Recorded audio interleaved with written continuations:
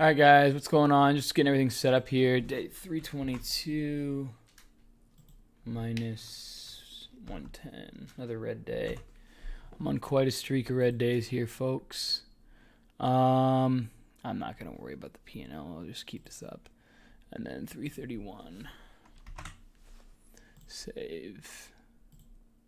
Okay.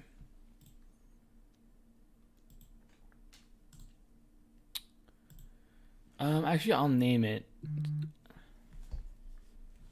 I think I'm gonna name it.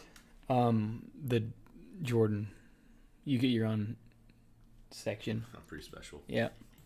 All right, so Jordan. I really want to redo all this. I'll copy it.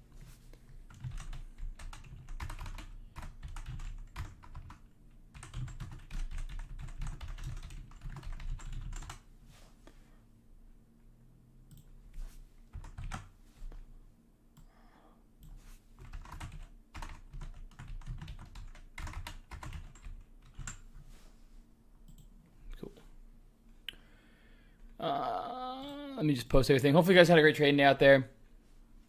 Today's going to be a special day. We're going to be with Jordan, going over kind of his journey to the 1 million mark of his profits. But first, let me post everything here. So I'm live with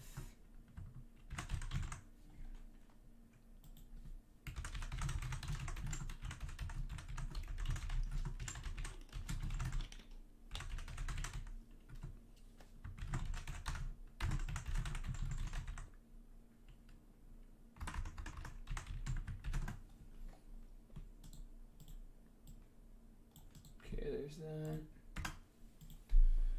Now you get to see the inside scoop of how I do this every day. I know. See here. I'm like finally behind the scenes. Yeah. Alright, announcements. We'll do a little crypto. And then we'll go to social media now. Yeah, hopefully you guys had a great trading day. Red day to end the month off, but, it's still a great month. Nothing to complain about. It's just been a tough couple days, but that's, again, guys, it's part of trading. We have our ups and we have our downs. And basically, I've just been trying to hit this setup with the bouncers of Disca and all the, VIC, and I can go on and on and on, but I'm just not hitting it. I'm live with, Jordan.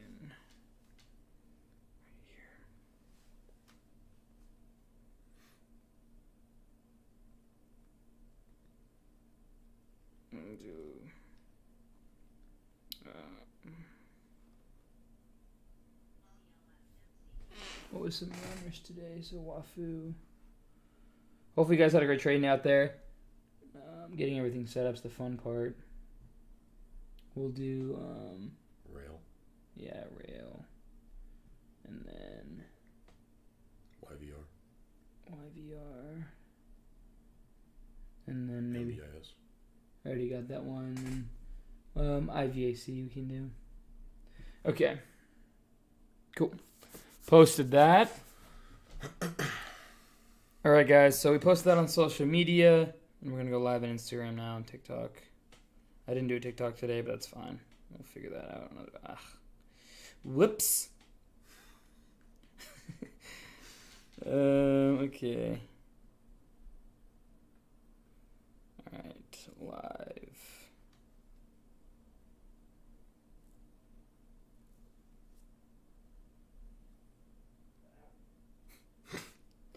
All right, cool. Posted that. All right, guys.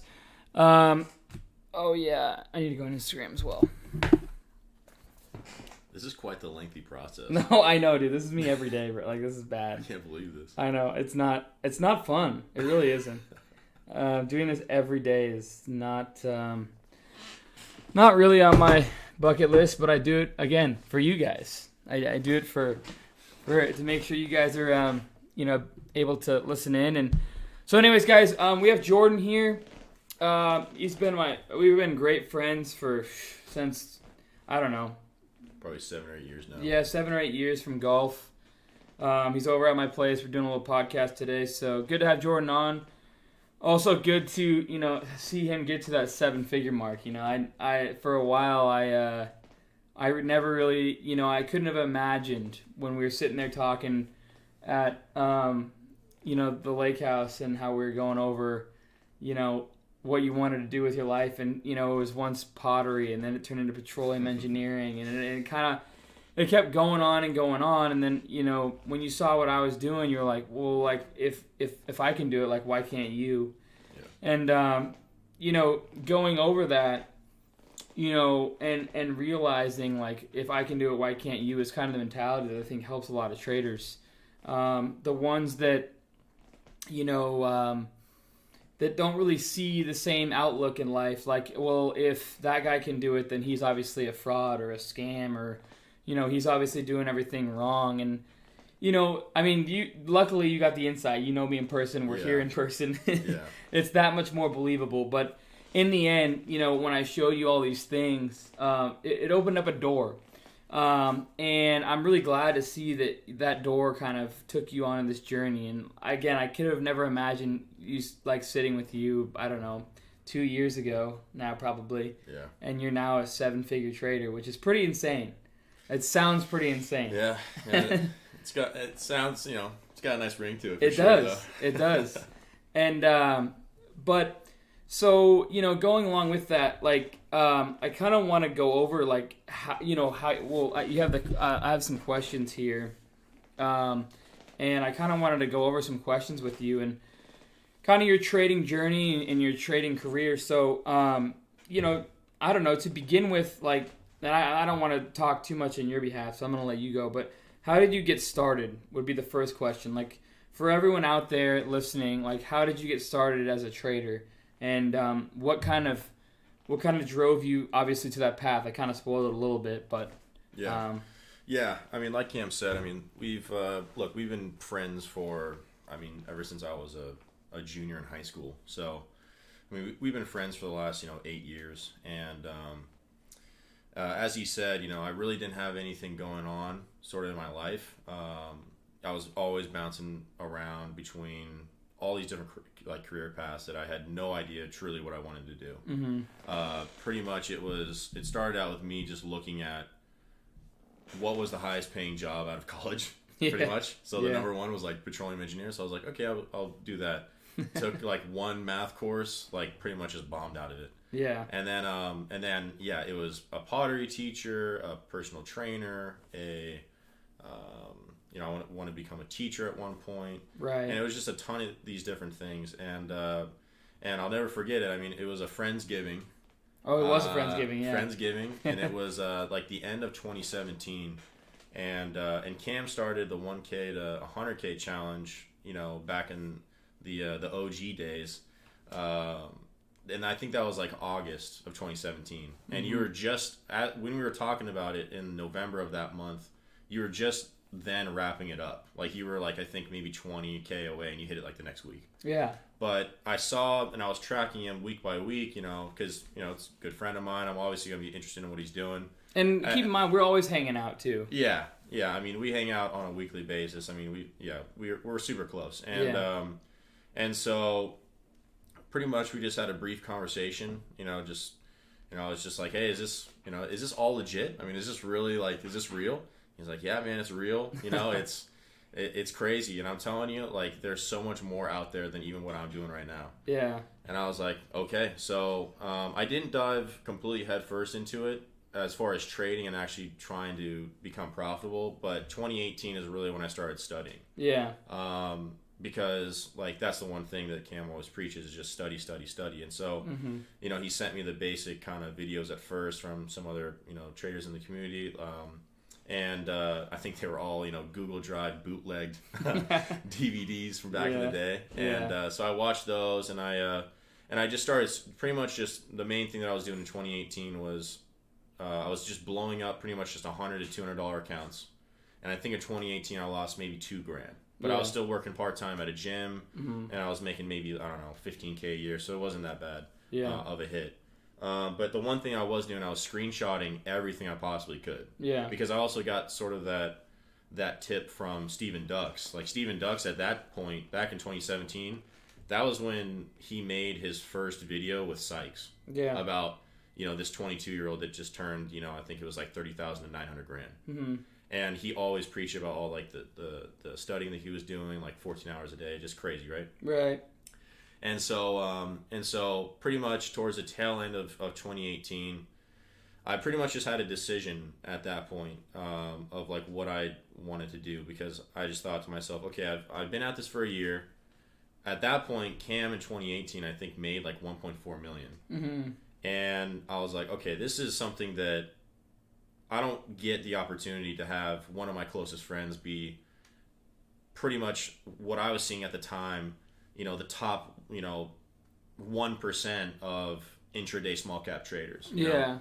So I decided to take advantage of it going into 2019. I went full-time 2019, and that's when the real like hardcore studying happened. Yeah, I mean, you've seen like the spreadsheets and stuff like that. Oh yeah. And for anyone that like messages me in chat or whatever, I have all of my journey tracked in the trading review room, and it's at the very bottom of the Discord channel on the left hand side. We can pull that up too for right here, because since we're live, I can pull it up on the screen share. So it's very bottom right trading review, and if you scroll all the way up, so I mean that's my 2019 year in review. And so 2019 was my first full-time year of trading, and I was no exaggeration, I was studying 12 to 14 hours a day. I was doing spreadsheets by hand, as you guys can see. I was tracking my trades. I was also tracking the performance of small caps on a daily basis. I was doing absolutely everything that I could, and all I had to show for that, if you scroll back up, is like I made like $6,000 on the year, and I can tell you, 2019 was definitely the hardest I've ever worked, and to only have $6,000 to show for it, that was like mentally very, very tough. It's kind of rough, yeah. Yeah, it's kind of rough. It was very tough, especially with what I'm doing, and you're seeing me, and then it just makes it that much more discouraging. I couldn't imagine. Exactly, and so overall, I just knew in the back of my head, okay, like my time is not now, but I know this is coming. Like I know, all the conversations that we would have. I mean, you would always tell me like, look, you have all this knowledge in your head, but you don't make any money yet. Yeah. And I did say that a lot. A lot. And I'll be honest to everyone, like, I mean, Jordan can be the first one to admit, it was when I was, like, I guess, talking to him and like, going through all my thoughts, and we would always conversate back and forth, it was basically, like, tough love. Like, I think you that was an understatement. Yeah, an understatement, for sure. It was tough love when I was talking to him and trying to lay the law and trying to make sure he stays in the right lane and making sure he stays on the right path, because I obviously care a lot about your successes. Like for like just as a friend and everything, like I wouldn't ever want to see like anyone fail. So I was very blunt at times when you'd go through these rough patches or you'd go through these downs, and I'm not gonna sit here and say it's okay when I know you can do better, Yeah. And that's something about me is like I don't really like fake it, I'm not gonna like give you a pat on the back when you don't deserve a pat on the back, but when you deserve a pat on the back, I'll give it to you. Yeah. And I'll do the same to myself. I treat myself the same way as I do others. When David Goggins is a decent example, and he's like, I don't respect people. They kind of earn my respect from being driven and grinding every day and studying. And I mean, that's the trader version of me spitting dog. He didn't obviously say that, but like. But just studying and seeing the time that you put in. I mean, I've always said this, but I can honestly say you might have put more time than me in my entire career. I mean, you're right there. I mean, this guy was, what I say, stuck in his dungeon. Yeah. And I mean, it was pretty crazy the kind of time this guy put into the craft that, we call trading. But anyways, I'll let you keep going. But yeah, I mean, so to say the least, 2019 was... I stopped going to the gym. I barely was even hanging out with my friends. The only person I would ever hang out with really was mostly just Cameron, and then I think we went on like one golf trip that year. And then after that, there was no partying. There was no... all my friends from high school, I pretty much just completely cut everyone off. I was just so solely focused, and it was hard. It was really hard. Seeing all the success that Cam has and putting in all that time and not getting anything from it was something that was really, really... It's just kind of one of those things where I heard like a quote from Steve Jobs one time where, because with him it was about starting your own business, and he said that you have to be extremely like driven to start your own business because any rational person would quit. Yeah. Anybody in their right mind would quit because it just, to them at that point, putting in all that work and getting nothing for years was just not worth it. Yeah. But I knew what the payout was because, again, Cam was just proving it just day in and day out what the possibilities of the market was. And I just thought, I have all this knowledge in my head and I just know that my time is coming some point. And so fast forward into 2020, January, February, and March was pretty much still. Do you want me to pull that up? Yeah, you can. So just so you guys know, this is his trading review, and he would write very lengthy trading reviews. I mean, kudos to him. My English does not pan out like this, so this is definitely well thought out. You guys should all look at it. It's in the Discord room. You can click the link in the bio if you want to check it out. But these are all the monthly reviews, right? Yeah, so for January... Let me click it? Yeah. Okay. And you can just run through all of them if you want. I mean, January I made like $800. I think February I made like $500 or $600. Yeah. And these are all the goals. Yeah, you can see all the goals. I mean, I was always very goal oriented, and so February again. Yeah, I don't even know what I made. $500 that month. Let's see, you did $522. Yeah. Yeah, I mean, you guys can see. And so fast forward maybe to April then. Yeah. And so pretty much the first 3 months even of 2020, nothing was going on. Yeah. But again, it was just a steady green, and then you see right there on April. That's when my takeoff began. Was that SNSS? Those SNSS, it was a ton of different tickers. And so pretty much what happened was back in April of 2020, if you guys remember, we had a lot of sub 50 cent stocks running. Mm-hmm. And that all got ignited from I think Topps did it was about to get delisted, and it did a delisting run. Mm-hmm. Or it was something like that, a bankruptcy run, whatever, right? But it went from 8 cents up to I think like 40 cents in 2 days. So it was a 500% run. And so pretty much what ended up happening was back in 2020,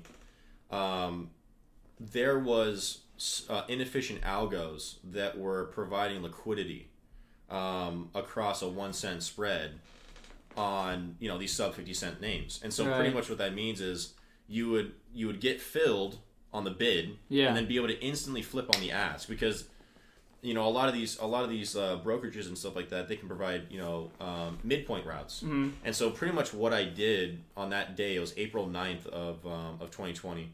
What I did was it was really exactly what you see like the guys back in 2000s, 2010s when they would do rebate trading. They would trade for ECN rebates every day, and again, they would take these inefficient algos that you would spray out maybe some orders to Morgan Stanley, Citibank, and then a few other firms, and then whoever hits you on the bid, you would add liquidity to something very thick, like let's say like Ford, or even just take any really thick ticker. Yeah. And then you would be able to flip that on the ask for another rebate. So not only are you making a 1 cent spread, but you're also getting a 0.004 ECN rebate. That's true. So essentially what I was doing was I was trading rebates, but instead of actually getting hit by dark pool routes, I was getting hit from inefficient algos that were providing liquidity across that spread. Mm-hmm. And so I did that for... I'm sorry to spoil the news. That strategy does not work anymore. You're the one who probably ruined it. Yeah. And so pretty much in 7 trading days, I made around $68K. And after that, those algos, I mean, trust me, I tried for months after that, and they completely disappeared after that. Well, I'm glad, so then I can get your DMs again. Yeah. And so, I was silent mode. I knew there was something going on. And it was extreme. I mean, it was my average, I think, winner for even that month, what was it, like, I mean, $20, $50, something like that. Yeah, it was. So that was this entire week was SNSS, right? I mean, it was it was a ton of different tickers. SNSS. I mean, Rose, HTBX. Yeah. I mean, every single sub 50 cent stock you could think of, I was trading. Nailed it. I was trading like 40 tickers a day. Yeah. And in total, I would make around a $5 to $10 trade. And I would do that literally. I would take a total of like 1,000 trades a day, but my total executions would be upwards of 5,000 a day. So your hand was cramping by the end of the day. Pretty much. Yeah. Yeah. All right. And so again, that strategy completely died out. That does not exist anymore. Mm-hmm. It was an inefficiency strategy. Those go in and out very quickly. But what happened back in April that definitely wasn't a fluke. That was, I spent years and years and years studying the market and, market structure and getting a feel for things like that. And so once I saw that exploit and I saw that inefficiency there, I literally just hammered in on it as hard as I possibly could for that week. Yeah. And then that was my breakthrough. Yeah. So at that point, that was when I really just thought to myself, wow, I'm sitting there and on a stock that's only moved maybe a couple cents on the day, I'm making, 10 grand on it. Yeah. And you actually opened me up to that concept. Yeah, and so then I applied what I learned from those algos, and I applied it to actual normal price action. And that's when the scalping started. And so from April, I think 4th to August 26th, I did a 76-day green streak, and I think I netted over that times period like maybe 260K. And my average. We can cover that. Yeah, I mean, what you have to go that? month by month, but so you want to go in May or June? I mean, it was May, June were all green, and then or no, I think it was June. June 26th was when I had my first red day. So that was May. 107K in May. Yeah, so then that was the a little bit of a slowdown. So that was 20K that month, and then June that was my first red day. Or okay, never mind. No, you had a long streak. Yeah, so I guess it was August. It might have been after that even. I swear you were going forever. I want to see it was August. Yeah, it was. Yeah, it was August. So. But you did 262,000 that month. Yeah, or no, that was year-to-date P&L. Oh, I'm looking at, okay. So, but that's when it started for me, and pretty much from that point on, all of 2020, my goal was to build myself, not use anybody else, for alerts or collaborating on trades. Cameron would always give me a hard time, and I'll tell this quick story about NCTY and like all these different tickers from back in the day. But so back in the day when I was first starting out, and Cameron was seeing me kind of struggle, right, and I wasn't making much money, Cameron would at times, in all caps, send me a ticker and just say, "Dude, please get in. Just buy this thing." So he did. I remember. I mean, he did it with NCTY. He did it with TROV. He did it with just like a ton. Yeah. A ton of these crazy overnights that you would nail. You would send me them every single day, and I would never take them. And the reason was frustrating. Yeah, I mean, but the reason was that the money, I never really cared about the short-term dollar, because I knew that if I can if I get in this stock, I'm not going to understand at all what this even means or why I'm in or the exact reasons. For me, I knew that the long-term payout was going to was to know exactly how you think and how you trade. Yeah. And I think obviously with how close we are and how often we talk, I think that I probably am probably the most experted person. Oh. Experted? I don't even know what that. Experted. Yeah, experted. That's not a word. I don't know if that's a word. But no, like, yeah, I get what you're saying. I probably know how you trade probably better than anyone else. Now, because of all of those days of like the pain, right? Of like, wow, I could have turned my little $2,000 account to $10K overnight. Mm-hmm. And that was a big struggle for me mentally, but I knew that the long-term payout was going to be, much more than that. Yeah. So. Yeah. Yeah. Like, I mean, and yeah, I mean, in the end, it's super disciplined to hear that, and not everyone thinks like that. People want the quick dollar, they want the quick buck, and, I mean, I can't tell you how many times I sent you those DMs and you just wouldn't take it, or, and just like me right now, I'm on a 4-day red streak, and I'm almost down $1 million in those 4 days, but it's just like what you said, like, you learn from, so every time I sent you those DMs, sure, you didn't take the trade, and sure, you didn't, make the money, but in the end, you saw what happened. Most of the times it worked out, and every now and again it didn't, but you have that in the back of your head now, where you, like, see the setup, you've already identified it, you've seen what happened in the past, and you can kind of project the future as best you can.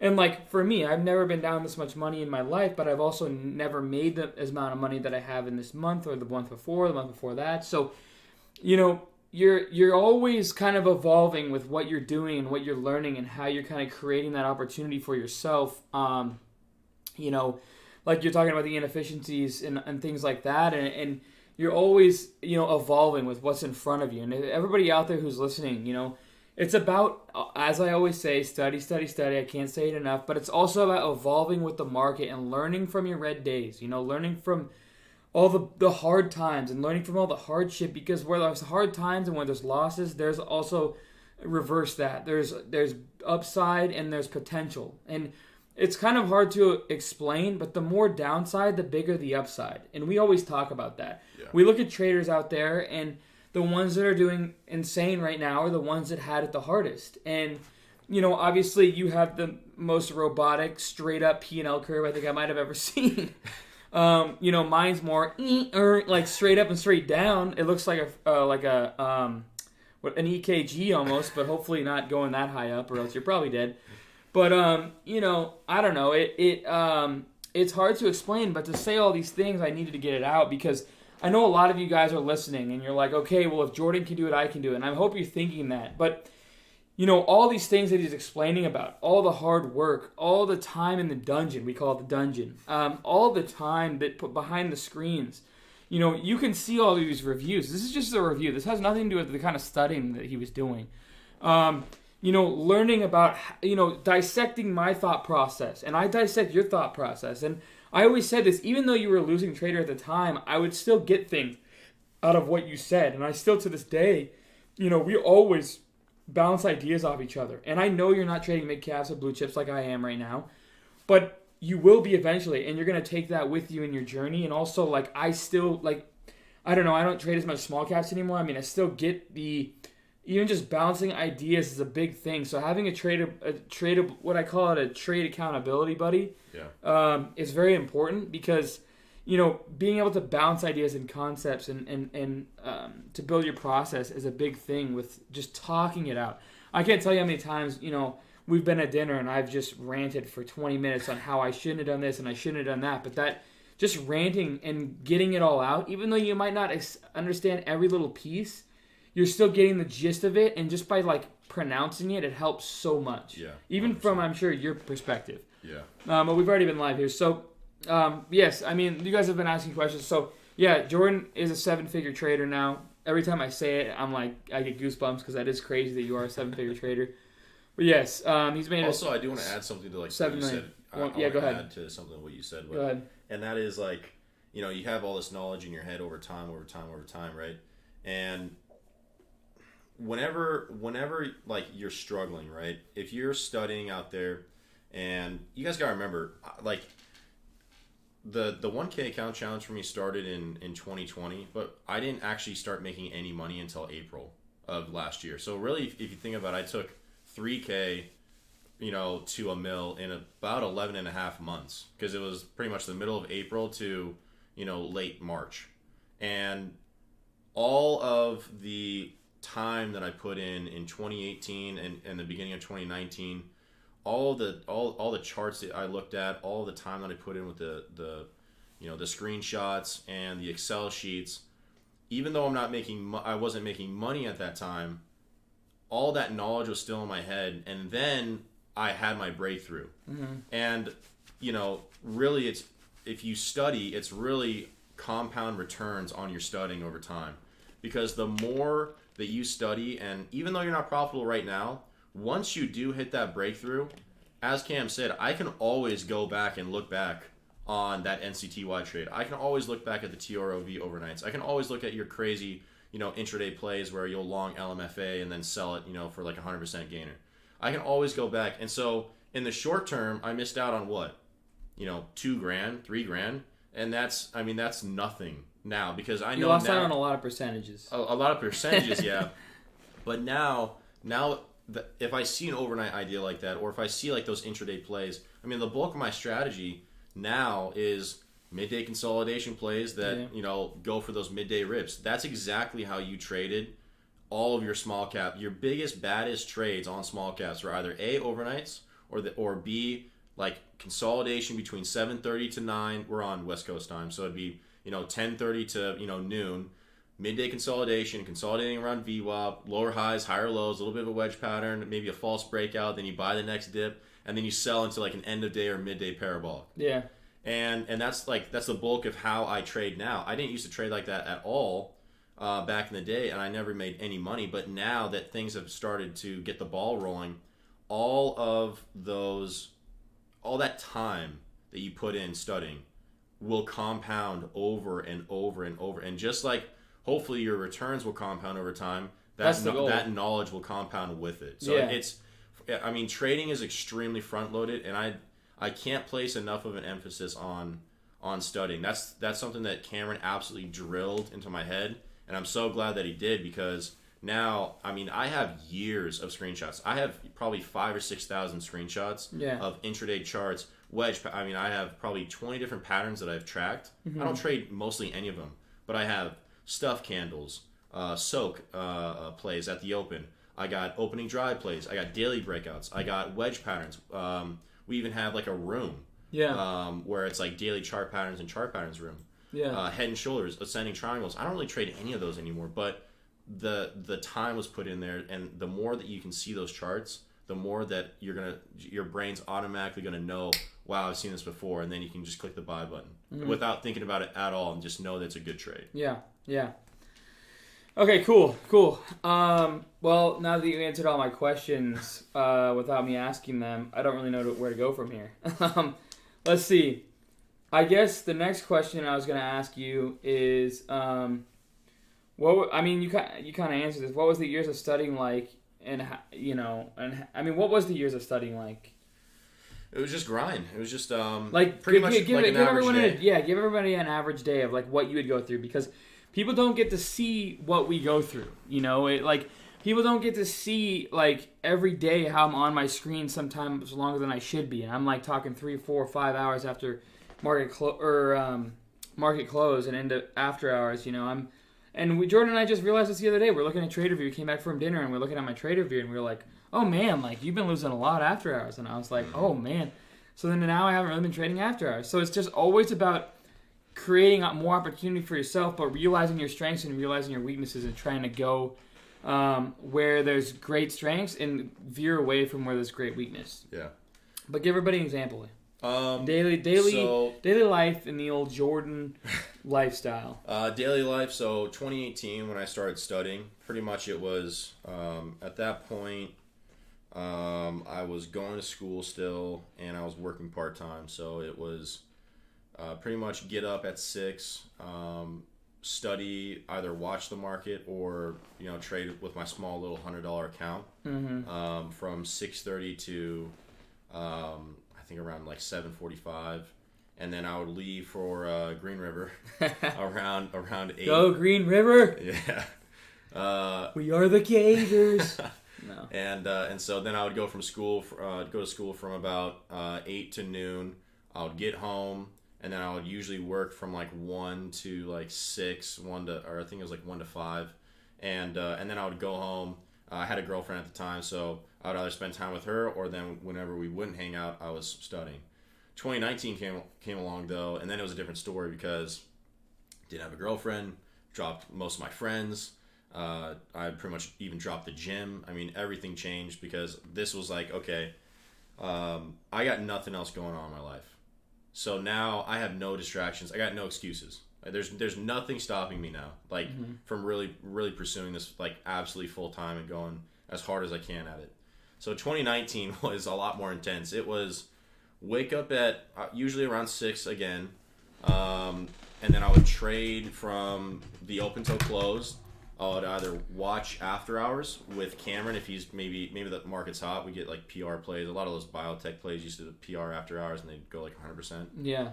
So I would just watch, because I was only trading on like my Robinhood account at the time, and then I would finally eat, and then from around 2:30 to probably 6:30, it would be studying. It would be screenshotting. It would be watching level 2 on using the on-demand feature on Thinkorswim. It would be tracking any and every trade that I took on the day, and then I would have dinner with my family, and then from 7 to about 1 o'clock in the morning, I would watch either DVDs. I would watch Cam's YouTube videos in the background. I would continue just to screenshot, do any Excel sheets that I possibly could. I would watch as much YouTube as I could. I would go back on Cam's old videos. I would go back on Warriors' old videos, Sykes, Roland Wolf, Gratani, all those guys. True Trading Group, anybody that you can imagine, I would go back, see what they traded on the day, what stocks they talked about, and then I would go through and again using the on-demand feature on Thinkorswim, which, by the way, is probably the best tool that traders have. So if you are trying to study, I 100% recommend Thinkorswim on-demand feature. It's just on the top right corner of your Thinkorswim platform, and pretty much what it does, it just allows you to watch prior price action with level 2 and tape. So all that data is there. And so, yeah. That's pretty insane. Yeah, so I would just watch hours upon hours upon hours of tape and just studying and just going through and watching as many YouTube videos as I could. So, and I did that in 2019. I did that all of 2019. 2020, I did that up until probably the middle of May, and that's when I really started to relax on the studying, because at that point, you know, in April or whatever, I made like 80 grand. And that was like my first, like, I was able to kind of like exhale. Like, I was able to like kind of be like, okay, like, you know, things are finally coming together. And I don't think it's healthy to do that long term. No. But I think that if you want to get it done as quick as possible, it was an extreme way of doing it, but it ended up paying off, so I really can't discredit it too much. Right. Yeah, okay. Cool. And then I want you guys to know, we're going to do a couple of questions at the end here for you guys. I feel like your guys' questions are going to be the most valuable, since you guys are probably more trying to learn than anything else, and you can kind of ask him what he's been through, because you guys hear me blabber on enough. It was time for Jordan to kind of fill my blabbering. But what is your approach to risk management, and how do you achieve small drawdowns thus far? So one of the things that I've never seen from anyone, I've studied a lot of traders over the years, and if you guys see, this is his trader view. Obviously, you can see total gains, all the percentages, largest gain, largest loss. Everything's on here, all the stats, the way he trades, win-loss ratio, gain-loss, cumulative P&L, cumulative drawdown. So if you guys see this looks like robotic. It's insane. We're talking about this. It's like there's no drawdown. So, explain to everyone how you do this and the upsides and downsides of doing something like this. Yeah. So, by the way, I mean, on TraderView, for whatever reason, I've been having to manually enter my trades, so that doesn't also include today's profit. I mean, around like 10 grand today, but it's really around like 1 million. I think like 40,000 now. Okay, instead of 1 million, 30,000. I've been emailing them, but the biggest thing was that I crossed the mill. That was like, I needed to see that on TraderView. No one cares about that extra 10 grand. Yeah. But yeah, I mean, you know, overall, you know. So, wait, I want to ask about the TraderView. So the TraderView, like if I upload it, it'll do that? I think it was because I had an open position on that overnight. The 500 shares. Yeah, that was weird. Yeah. Happy birthday to you. Yeah. I had 500 shares at like 870, and I woke up and it was like at 14. I swear I did not get in. I still think that somehow you did that. I did not do that. I did not do that. But yeah, so going over that P&L curve, I have to say one thing though. Like, I saw on Twitter you post my kind of thing from the room, and then like underneath I got like, well, not me, because I don't have a Twitter handle, but it was like fraud, like fake. This looks like an Excel sheet. And that was like, I was like, okay, I've made it. Like, you know, I'm starting to really do this, because people think this is fake. Like, as soon as that happens, you know you've made it. But that's like my, like, I don't know. It's almost like my initiation into like becoming like. Welcome to my world. Well, welcome to my world. Yeah. There's plenty more of it. Yeah. But overall, I mean, all the P&L curve started back in April, and I mean it continued all the way until August, and before I even had I think I lost like 2 grand my first red day. Yeah. And pretty much, I mean, what it came down to especially in 2020, I don't really do it as much now, but in 2020 I was all about consistency, and pretty much I was trading 1 to maybe 2 hours a day, and if I was up anything over like $2,000, for example, if I dropped that back to 1,000, I would cut myself off. I'm done. I would pull my profits. I'd put the money in the bank. That's it. And I think that really helps for consistency, and because I mean, look, if you have your system in place, and at that time also that time period in 2020. that was like the real, COVID, everybody getting their stimulus checks, and that's when we saw like insane price action, especially on sub $1 names. Yeah. That might have been the craziest market we've ever seen consistently for like 4 or 5 months on stocks under $1. Mm-hmm. Now we're getting back to more of the normal action with things that are, like the China names that are like $20, or like the NFT names that ran to like $30. Yeah. But as far as actual volatility on like the sub $1 price range, that was my bread and butter because that's how I made all my money. Mm-hmm. And so pretty much I had like a very consistent, profitable strategy. I would cut my losses extremely quickly. And I would always say too quickly. Yeah, too quickly a lot of the time. Even now, yeah. I'm honestly still that way. Yeah. And my whole thing was just all about cash. And even in a pure downtrend, lower lows and lower highs, I was scalping every single 5-cent dip. I would set alerts. Back in 2020, I would set alerts for like a 5% dip. And then I would get long instantly, pretty much without any hesitation. And then I would sell for like a 2% scalp. So all of 2020, it was pretty much all micro scalping. Right. So that's how I achieved that P&L curve, especially for 2020. Now, however, I'm trading bigger size. I'm taking, bigger positions. And honestly, I think that just a lot of that discipline of, trading for cash flow, scalping, not having a thesis whatsoever. Now that I am starting to use a thesis, that's when you see again, it's like the midday consolidation, and now we're starting to go parabolic. Yeah. On the P&L curve. So now I think that my risk management has always been very tight. I like a little background about me. So, I think everyone went through a hard time back in 2008, but my family, we had a business that failed, and so that was something where I think naturally in my personality, I became very risk adverse after, our business back in 2008 failed. And just for the reason of, we had all of this and now we went all into something and then came out with nothing. Yeah. So my mentality of going all in, I'm never going to be one of those guys that has insane returns on the year, or that doubles his account overnight. I'm never going to be one of those guys, but I will be the guy that has a very smooth P&L curve with very little drawdown, and if I size appropriately over time, it'll just keep going up and up and up on a consistent basis. I'll take a lower drawdown over returns any day of the week. Right. And that's just my personality. So to answer your question, I know it's a long answer, but I think a lot of it honestly has to do with personality. A lot of it has to do with the fact that I was micro scalping. And just selling literally for like 1% to 2% moves. If you think about when you're in a trade, like for you, what percentage of the time are you in a trade and you're up 1% on the trade? Like almost every time? Yeah, pretty much. Yeah. Okay, so that's how I was trading. Yeah. And so even if your win percentage is only, let's say, like 60%, but your risk reward, if you time everything correctly, maybe you risk 1 penny and you make 3 or 4 cents on it. Yeah. Technically, that's a 4-to-1 risk reward, but obviously you're not going to make any significant P&L. Like you're not going to make $1 million in a day doing that. Yeah. So it was a lot smaller gains, but it was very consistent gains. And now I've just widened everything out. I've widened my stops. I've increased my size, and I think just the natural kind of risk adverse mentality has still translated into the P&L curve where it's at now. Mm-hmm. But I will be taking on more drawdown going forward because I have to with my size.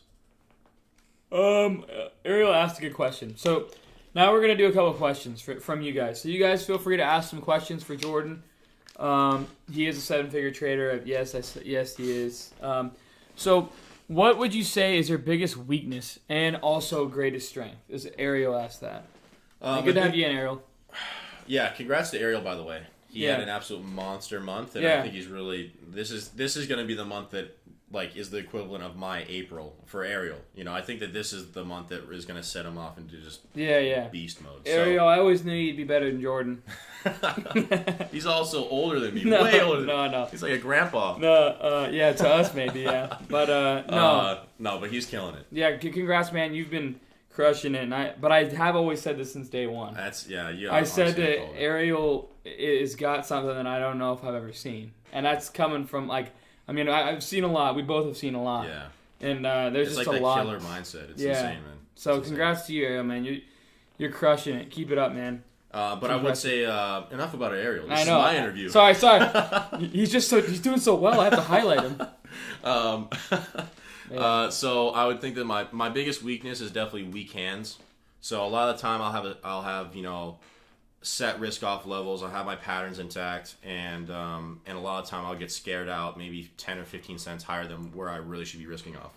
I mean that even today happened. It cost me maybe 10 or 15K on YBR. There is several spots where I got long 30,000 shares, and I sold out break even, and then instantly it just popped 20 cents a share, and that was very frustrating. That's something that I still struggle with, and the reason I struggle with that is because it's hard to break away from something that you've been doing and has been working so well in your trading career for so long. Yeah.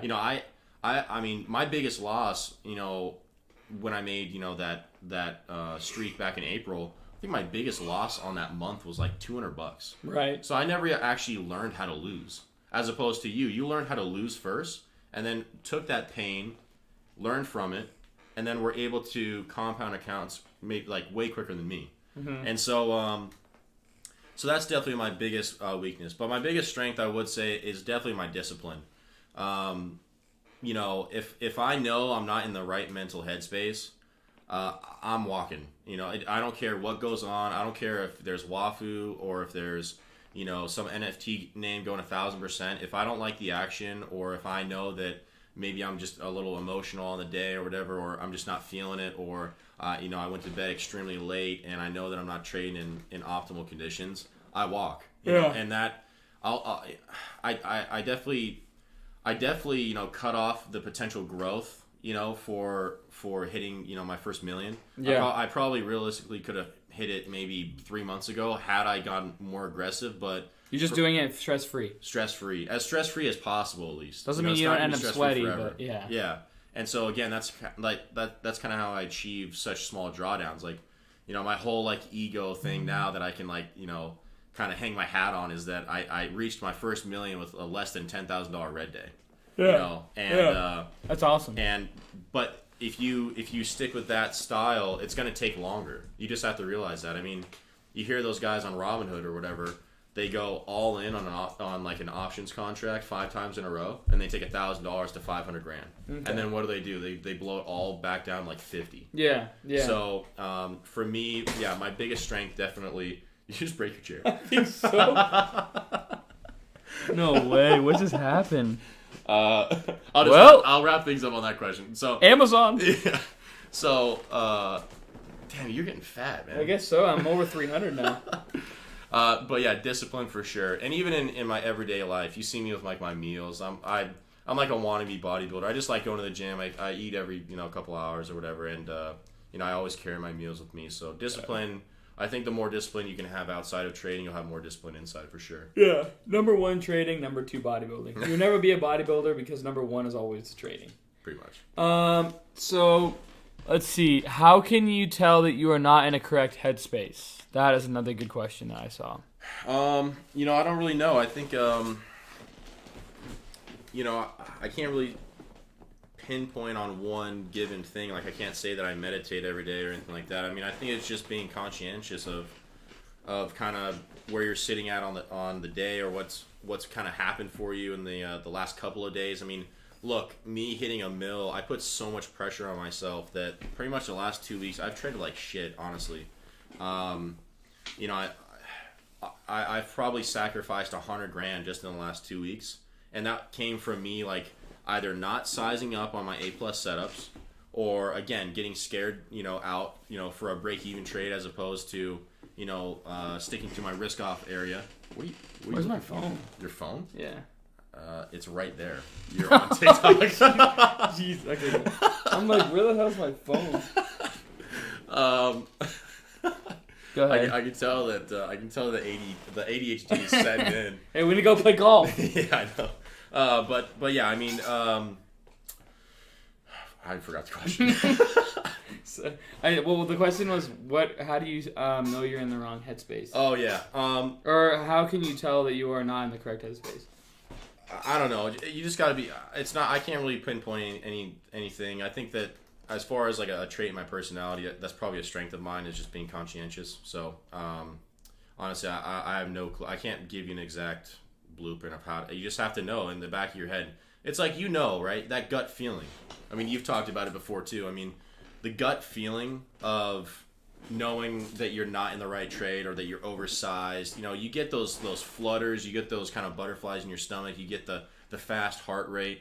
If I get a really fast heart rate and I'm in a trade, I know that I'm not doing something right. Yeah. And most of the time I'll just hit out right away, and then sure enough it'll like slam 30 cents because I just had that kind of that instinct, right? So but yeah, I can't really put an exact. He does lift. I don't lift, no. Diego asked if you lift, bro. I don't even lift, bro. So can you describe an A+ setup? Yeah, so I actually cover this again in my 2020 year in review. It's just based off. It's just a continuation setup, so it's just based off higher lows. And I have a ton of different. Well, not a ton, but maybe like 4 or 5 A+ kind of entry criteria. But the one that I cover the most with you guys whenever I do my Friday recaps, or I'll post stuff like I posted YVR, wedge in the room today at 4:30s or whatever. And then did that break highs or no? I don't think it didn't, but it slammed over 5. I mean, so at least it went from 4:30 to 5. Yeah. But I would honestly say the wedge formation is probably my setup that is top 3 for sure. Pretty much it's just an intraday wedge pattern. It's a stock that shows strength on the day. It perks up maybe 10-20% from the open. It comes down. It can either go red and then reclaim green, or it just stays green on the day. And then it perks into a lower high. And then once it perks into that lower high, I'll get long the higher low. And depending on how the tape looks, how the levels look, if it's holding VWAP, what price range it's in, what the daily chart looks like, then all those factors kind of are all different variables for how long I'll hold. Either I'll scalp it for before high day, or I'll wait for that high day break if we're on a hotter market and use that to exit the position. Or, the third thing that I'll do, and that's very, very rare when I do it, but I do it sometimes, is that I will hold, for the high day break, and then I'll wait for another 20-30 cents a share. I've only done that, I think, maybe 6 or 7 times this year. Yeah. That's a very rare setup for me, but those are probably the top, 6 or 7 trades that I've had. Okay. Okay. Next question would be, what does... okay, we're going to give you guys... So everybody just throw questions at me. What's your number one question you have for Jordan? Start and action. We'll give you 30 seconds. What's your number one question for Jordan? Number one question for Jordan. Let's do it. Let's kind of do rapid fire. The lightning round. Can you help us understand your... That's a long one. How did you trade through PDT? So beginning of 2020, with the help of my parents, I funded a TD account with $26,000. And before that, in 2019, I was using Robinhood under PDT. In 2018, I was using UStockTrade. 2019 was Robinhood. And then 2020 was TD Ameritrade. Okay. And I funded it with $26K because I knew it was something I was doing full time. I was using UStockTrade in another account in 2019 as well. But the problem with that is that it became so bad with limited liquidity. So I was using both Robinhood and UStockTrade, but I funded $26,000 with TD and treated it as a $1,000 account. The only thing that I did was whatever my account value was, I minus that by $25K, and then that was my buying power. So, when April rolled around, I think my buying power, I was only using $3,500 to maybe $4,000 positions. So okay. It was just to get over PDT. Have you paid your parents back? Funny enough, no. I know, that's why I asked it, because I knew you hadn't. Yeah, I think they gave me like $19K. That's cute. That's where should an absolute beginner start? Start with everything. As a beginner, you don't know anything, so you can't just watch Just Cam. You can't just watch, Nathan, you can't just watch Warrior. I mean, if I were you, I would start with all the ones I listed earlier. Roland Wolf, Tim Grittani, Tim Sykes dip buying videos are the best. True Trading Group, Cam the Scam.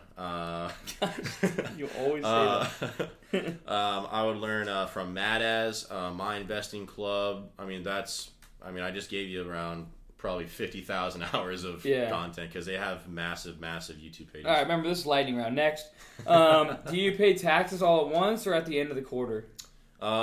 So for 2020's taxes, I'm going to be paying them in bulk, but 2021, I am going to be doing quarterly taxes. I just met with your CPA actually on Friday. So. Oh yeah, I forgot that's how that went. Yeah. Do you find level 2 effective? Not so much anymore. I think that edge is slowly beginning to fade, and the reason being is I think that the algos are really overtaking the market now in small caps. I think that hedge funds are using kind of high frequency trading. I mean, you look at something like Wafu today or something. The type Do you use mostly market or limit? Is it really going that fast?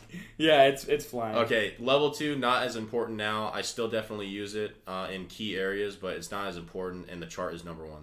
Do you use mostly market or limit orders? When I'm buying, I'm strictly limit. When I'm selling, it doesn't matter. I'll use preset limits or market orders. Doesn't matter. What is your best indicator you trust? I don't use indicators, but I just have VWAP as a gauge of intraday, seeing who's underwater and who's in the money. When you're around 40K account, were you scaling in and out or scalping with big lots? I was not using 40K in buying power even when I had it. I was still only using maybe $15,000 positions back in April, May, June. So. How did you deal with wash trades going in and out so often?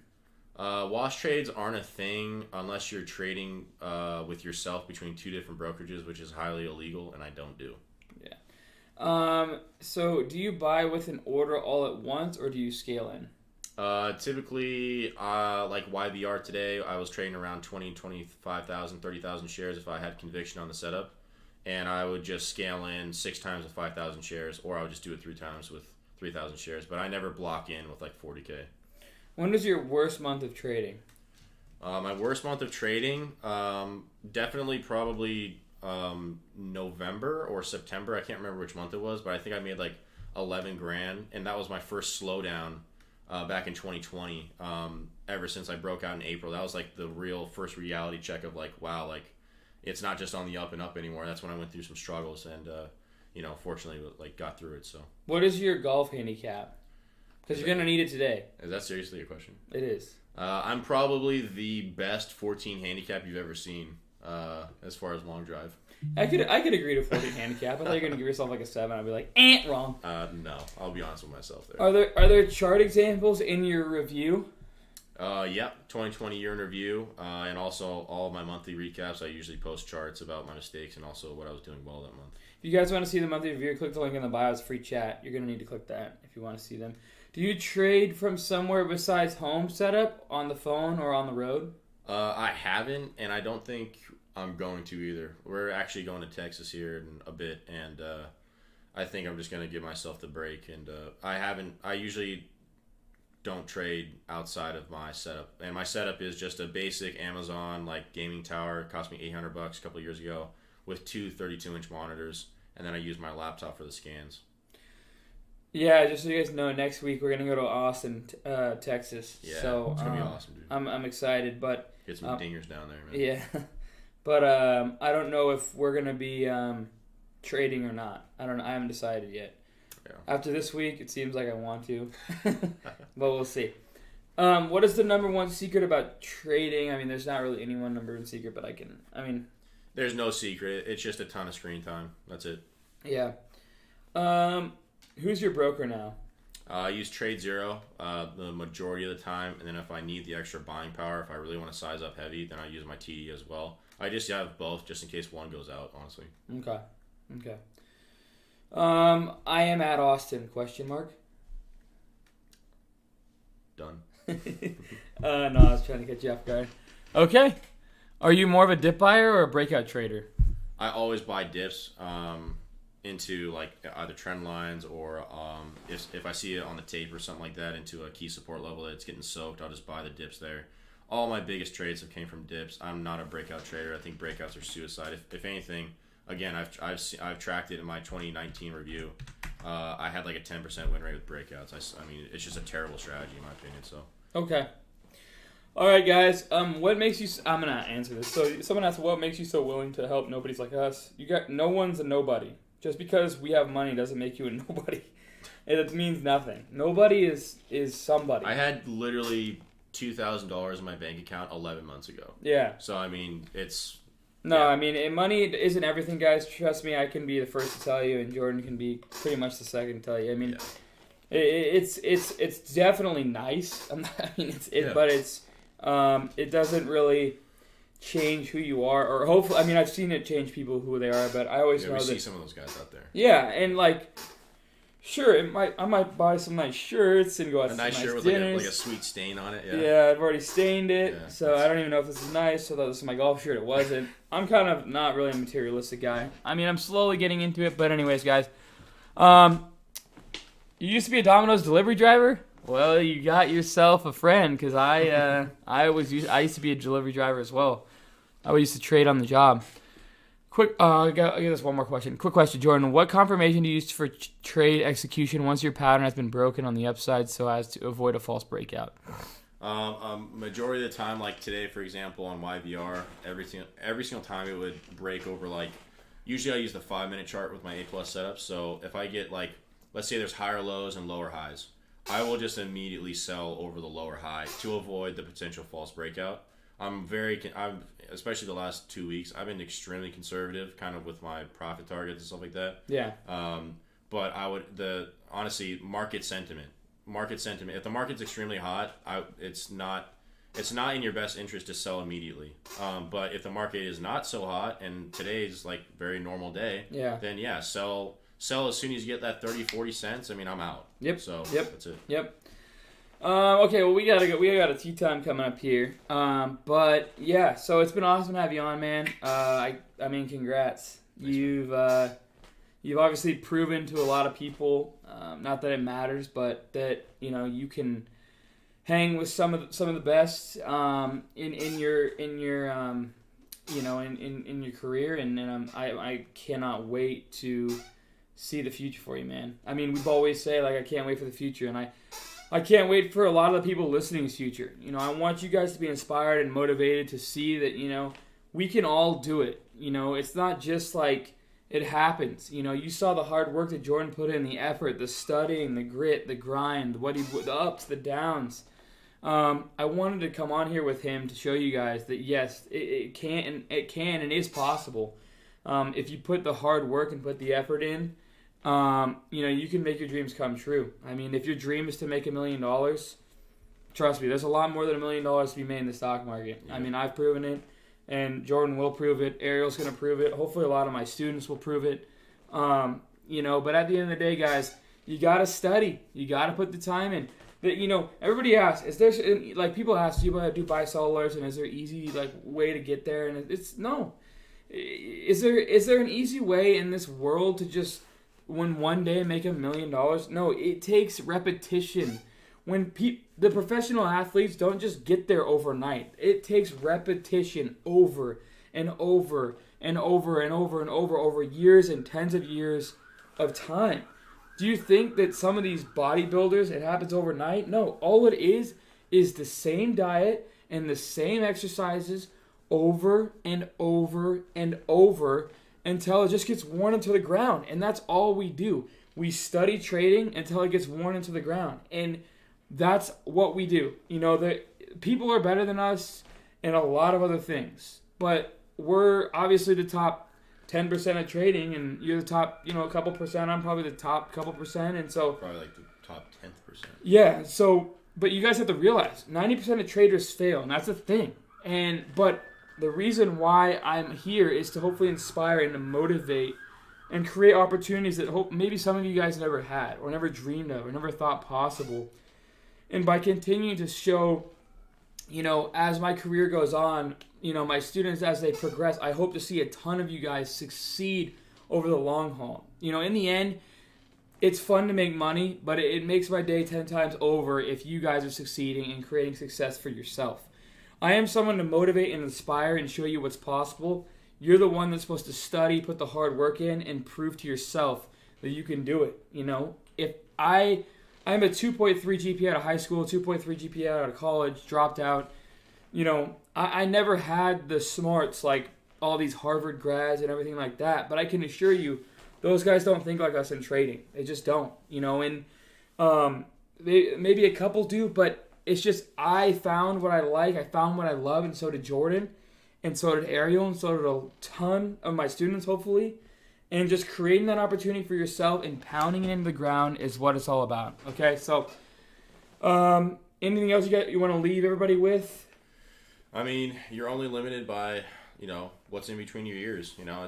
It's all about mindset. All these guys. I mean, I was almost like, I wasn't really too shocked, but I was almost kind of taken back when you posted that thing on Twitter and people were like already were saying, "Oh, this is fake. This is." Yeah. And look, if you think that every single person that has more success than where you're at right now is fake, how can you expect to get anywhere? Mm-hmm. That is like the worst mentality ever. Yeah. If I sat there and I felt sorry for myself when Cameron was making millions of dollars, literally making millions of dollars, mm-hmm. while I was maybe even putting in more time in you at that point and not getting anything from it, if I closed my mind off and just thought, this isn't possible, maybe Cameron is a paper trader, like whatever those thoughts are, then I wouldn't have gotten anywhere, know, and it's almost, I'm a gym bro, and it's almost kind of like when you see people make YouTube videos like, oh, this guy's not natty, like he claims he's natty but he's not. Yeah. Okay, well, how can you expect to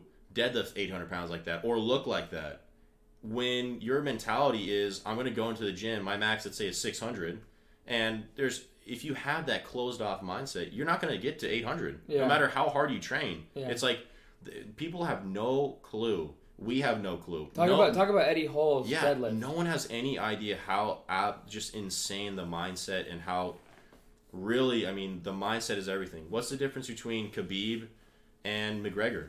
I mean, sure, like they're both like extremely technical traders or whatever, but Khabib, he's like grown up in the mountains. He's got the mentality of a killer. Yeah. And any top athlete in the world, Michael Jordan, great example of like that documentary. There's a ton of guys that were probably more genetically gifted than Michael Jordan, but no one worked harder than him. Kobe, Kobe, same thing. There's plenty of guys like KD probably has better genetics than a guy like Kobe, mm-hmm. But it's just, it comes down to mentality. So you're only limited by what you think is possible, and if you close your mind off to everything, unfortunately, you're not going to get anywhere. So just keep dreaming. I mean, I just can't preach that enough. That's the thing that Cameron has really opened up my eyes to since the beginning. Mm-hmm. Because I know him in real life, and we've been friends for so long, and I know that all this is legit. And when everyone is just hating, it's like we just laugh. Like every single time you show me that stuff, we're like the guru leaks. Like we always laugh. Like it's just like it's just crazy because they're just, you can't get anywhere with that kind of mindset. You know what I mean? So you can't when you're in that mindset. I've learned from, the people that are the successful ones are the ones that don't really even have time to see what's going on behind them because they're always ahead of everyone else, They don't have time. Do you think that, like, all these successful people are the ones hating? No. Yeah. They just had that mindset of, I'm doing it. It's like the mindset of Jim Carrey when he wrote that $10 million check for himself and he planned on cashing it out in 5 years and did it in 2 years, Or I might have said that wrong, but it's something like that. And that mindset, I hope everyone at Normac Trading has. If people hate on you and people are saying that, you're not good enough or you're not smart enough or you're not happy enough or whatever the case, there's only one thing you can do, and that's stay in your lane, keep pushing, and eventually people will realize, like, what have I said? And that's all you can do. Just keep hammering the studying, keep working hard, and everybody else behind you they'll fade off in life. So, anyways, thanks for being on, man. Yeah, appreciate man. it. Thanks. We gotta go get some golf in, man. I'm stoked. We're gonna go play 18 holes. Today's a beautiful day. But it's good to have you guys all on. Hopefully, you guys are inspired and motivated at the end of this.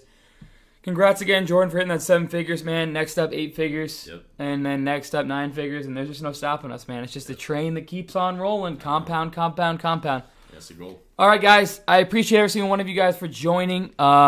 And yeah, I'll be showing you guys the new house when it's remodeled. But again, guys, if you haven't already, I'm not a financial advisor. Trade your own risk. I have a plan, a process, and a strategy. Free chat in link description below. My course teaches the process in link description below. Brokerages and all the scanners all in link description below. Anyways, guys, hopefully you guys enjoy the rest of your day.